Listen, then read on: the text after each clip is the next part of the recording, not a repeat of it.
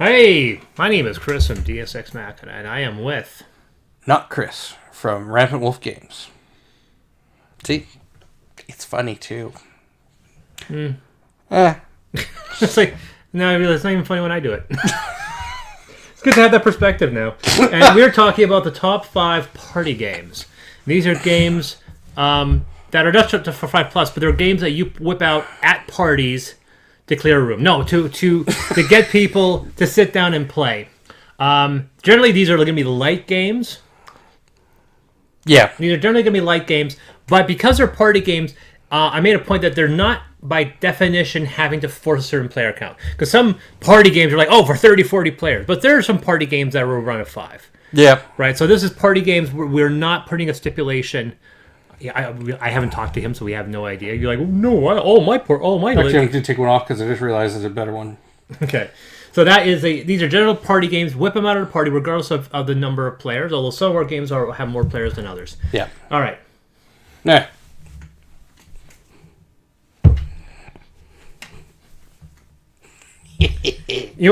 We were just having this conversation about psychic phenomenon. Maybe we should play Mysterium. Maybe we should. I didn't even... I wasn't even done. Spucker. Okay. Rap. All right. People are just like, you waste like 30 seconds just doing that. I mean, we're never going to stop. Why? Because we're going to have a listen to go, what is like the greatest game ever? Number 1, rock, paper, scissors can be played every time. My number 5 pick is the only game with a judge mechanic. I had to put one judge mechanic game on this list. Okay. You know, apples versus apples, Cards Against Humanity type of thing. Mm-hmm. They're so ubiquitous. They're so common. I know as hardcore gamers, we generally go like, oh god, I want to play that game. But it doesn't change the fact that when you're at a party environment, there's going to be a percentage of you, especially if you party with people who have lives, that they're not going to be into the games that you want to play. So you whip out one of the judge mechanic games because it goes, I know this. And my favorite of those, because it still has a sliver of enjoyment, is Joking Hazard. Because Cards Against Humanity, despite the fact that I have 3 times more cards against humanity cards than I have Joking Hazard cards, has stopped being funny a long time ago. Mm-hmm. It's just not funny. And you end up getting a whole bunch of really bad and annoying cards. Joking Hazard is also the only one... Like, you ever play with the Phantom Player where you draw one randomly? No. I do that because it's crazy the combinations you get. Mm-hmm. We would do it no matter the player count. And someone's like... And there are a number of times the judge picks the Phantom Player. We're like, that's crazy weird. Yeah. Right? But in Cards Against Humanity, it's somewhat interesting. But in Joking Hazard, the Phantom Player is weirdly prescient. It's just like, oh man, that's deep. But that's the big difference. Joking Hazard, at the end of the day, there's this cool little 3-panel comic strip that you can go, that's actually kind of funny. You take a photo of it. Yeah. There's more. There's just more. Don't post it to Board Game Geek. Yeah, unfortunately. Because you get banned. We've heard. As we experienced. But yeah, Joking Hazard, it still has some enjoyment. I'm never going to get more Joking Hazard. I mean, I get the. I mean, I personally don't play them. I don't like the judge mechanic cards, and it has one distinct issue: the fact that everyone has to be staring at the same cards in the same orientation. Where Cards Against Humanity cards, you can just read it out. Yeah. So Cards Against Humanity is still good with the larger player count games, but Joking Hazard is great with a 4 to 5 player count. Mm-hmm. It's also great if you have a daisy wheel, which you can rotate. Mm-hmm. So that's my number 5 pick. Joking Hazard. I love the fact that I have a red box Joking Hazard for the Kickstarter, and I went over and I saw their table at the Calgary Comic Con, and I was like, "Hey, what's this? What's with these black boxes? Is your box red?" I was like, "Yeah, my box is red." He's like, "Yeah, because your Kickstarter. Back it." And he fist pumps. I was like, "Oh, cool, I didn't know that." But it's interesting. He's like, "Your box is red, isn't it? So thank you for supporting us."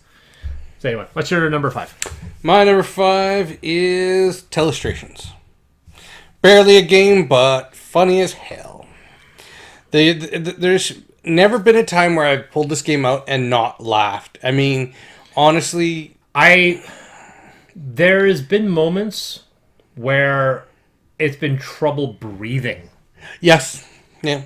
It gets to that point where you're just like... It's a game also literally like a 2-year-old and a 100-year-old person can play it together. Oh, yeah. It's telephone with drawing. Yeah. Yeah, it's amazing, and it's always fun to see in the room where the weakest link is, because you have that one person who's like the weakest link. Well, or there's more than one weakest link, and if they're sitting beside each other, it's boom. There's two weak links. One is the bad artist, and one is the bad guesser. No, I wouldn't call it a bad guesser per se, as much as a person that just wants to sow chaos. Yeah, that's me. You were just like, child soldiers. Like, there's no way that should have been on that card, and you know that. A unicorn to a dinosaur, sure. Child soldiers. It's like, screw you, Dave. You know that wasn't on that card. You're making that up.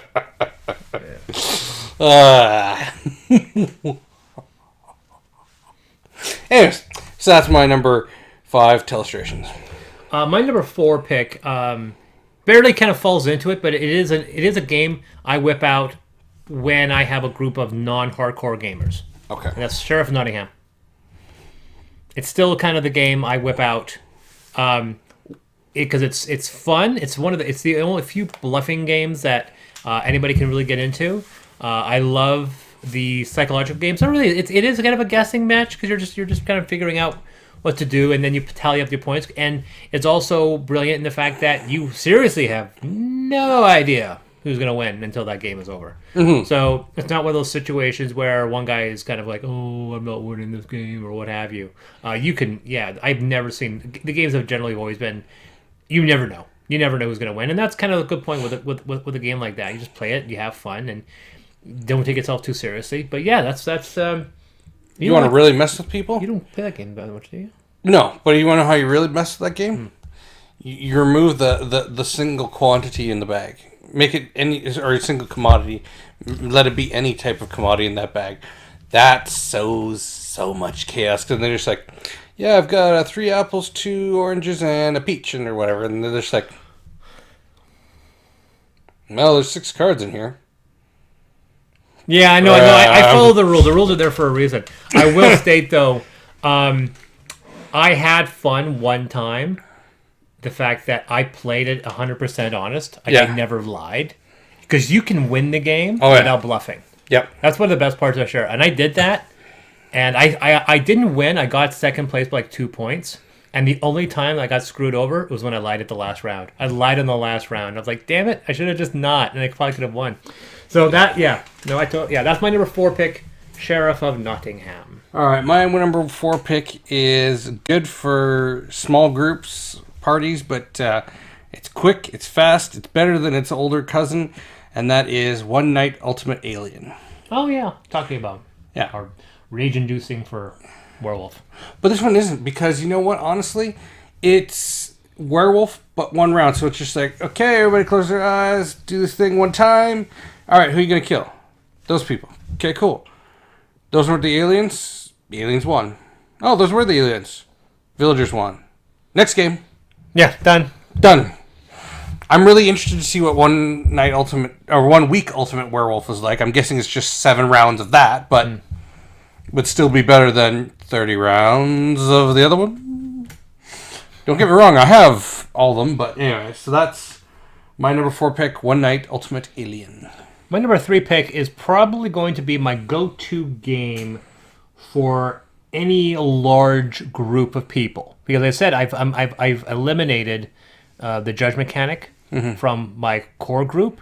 My sister, God bless her, still insists on whipping out a judge mechanic game like Cards Against Humanity. But I'm slowly working on to pushing Codenames to be the permanent. I don't care which version of Codenames. Disney, Marvel, doesn't really matter. But Codenames is Codenames is Codenames. And I think Codenames is popular because it's not following that creates that team mechanic. It does have. We just did a list dealing with range-inducing games, and that could almost fall on the list. You give a list, and then your team completely 3 anchor. I was. This might come as a bit of a shock. A little drunk the last time I played that game, and I got really freaking angry at my group to the point where one guy was like, "Dude, you need to calm the hell down," because I was just like, "How did you not know that?" The funny thing is, we still won. It was the boys against the girls. Yes. And the men still won because we were men. The girls lost. But it doesn't change the fact that I was like, okay, that's a game we're going to play again. Maybe I should probably take a chill pill. Yeah. So that's my number 3 pick, Codenames. I don't have a desire. I think what I'm talking about. My wife will make me buy the bloody Harry Potter one. But beyond that, or maybe the Marvel, or the Disney. I have the Harry Potter Codenames, but it's not Codenames. It's actually got like a campaign to it and everything. It's actually like a more involved Codenames. Don't say that. Luckily, my fiance, God bless her, doesn't watch these. Yep. So coming in at number 3, Codenames. Actually, it's...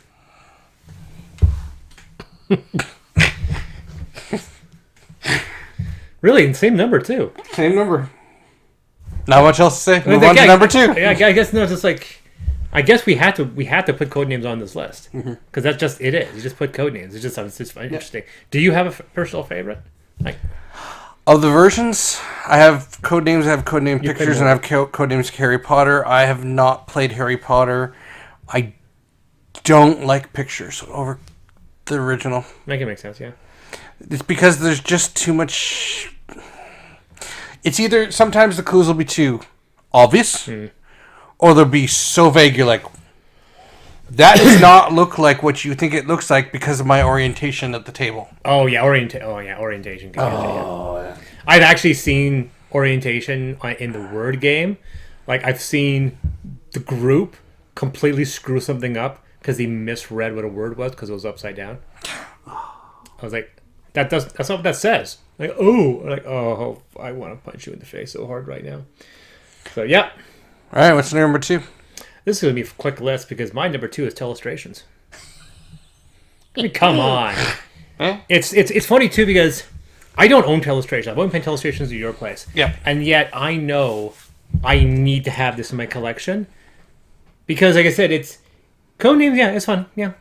Sheriff of Nottingham is good if we hit that magic list of 5. But if we hit 5, we do Sheriff of Nottingham, or if we're getting drunk and we want to have something that's light, we play Sheriff of Nottingham. Then when we hit 4, or then less, we're gonna, or if we're not drunk, we're just gonna play a beefy normal game. We're not gonna play something light. So it doesn't always fall into that clue. But the more you're playing with 7 or 8 people, just like, oh damn, I wish I had Telestrations right now. Yeah. Because that's right, and you have Telestrations Dark, which is even cruder. Oh yeah, doesn't even need to, because you get with your right group, you can have a wholesome normal game of Telestrations run completely off the rails. You don't need the dark to give you the darkness. Human Centipede. Yeah, because I'll tell you right now, Telestrations Dark is a misnomer because the lightness and darkness of your game is entirely based on the people. It has nothing to do with the words. So that's my number 2 pick. I was gonna say Telestrations. Telestrations. All right, my number 2 pick. This is going to be a quick list because we already talked about that's Joking Hazard. Really? Yep. I didn't think it was going to be so high on your list. Yes. Why? Honestly, it's either going to be Joking Hazard or Cards Against Humanity. Yeah, but you actually own all of the good cards against all the offshoots. That's because I've made all my cards. Yeah, and Guards Against Insanity and Cards Against Humanity, and those are actually better. Yeah, but why'd you put Joking on instead? Because honestly, I get more kick out of the actual comic strips. We can't have. Our number 1 can't be the same. Well, let's find out. No, it won't be. I can guarantee you it won't be. It'd be weird because sometimes we compile these lists into one top 5 for another website, and it's like, well, this is gonna be an easy list to compile. It will be.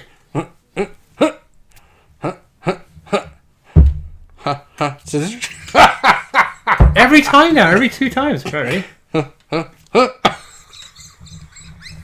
Does your wife do this? Honey, we gotta do this because if we don't get 3 times in a row, I'm gonna be marrying somebody else. It's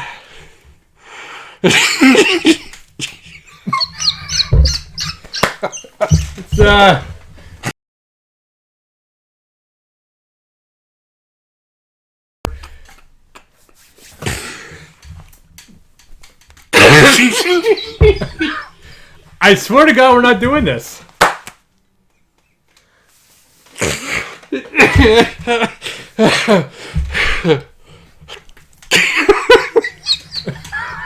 It had to happen sooner or later, folks.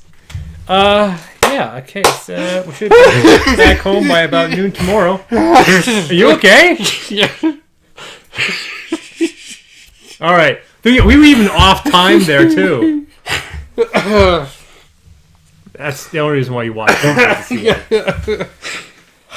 What do you mean you won? You put paper.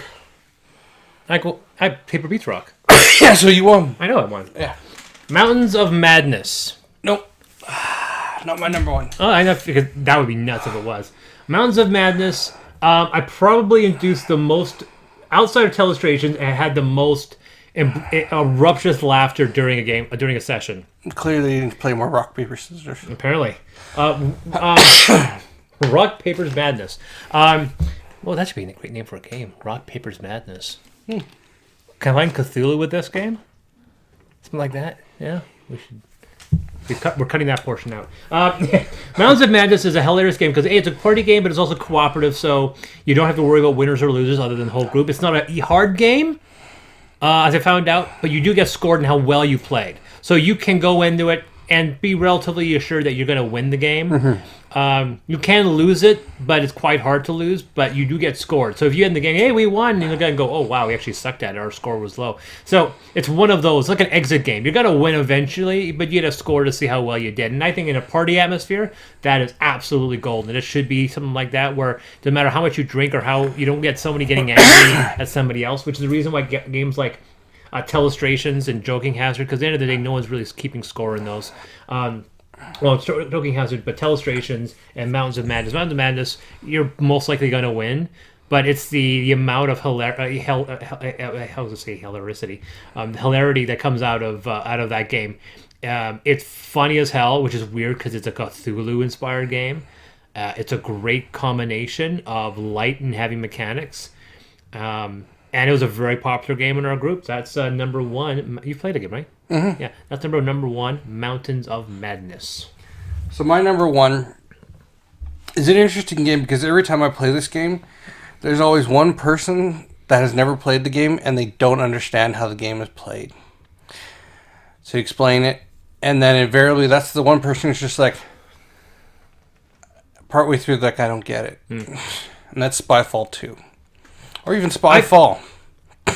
I know perfectly well. I'll state right now that I know that Spyfall is an incredibly popular party game. Mm-hmm. I know it's an incredibly party game. The only reason why it's not on my list is that I actually haven't played it. Yeah.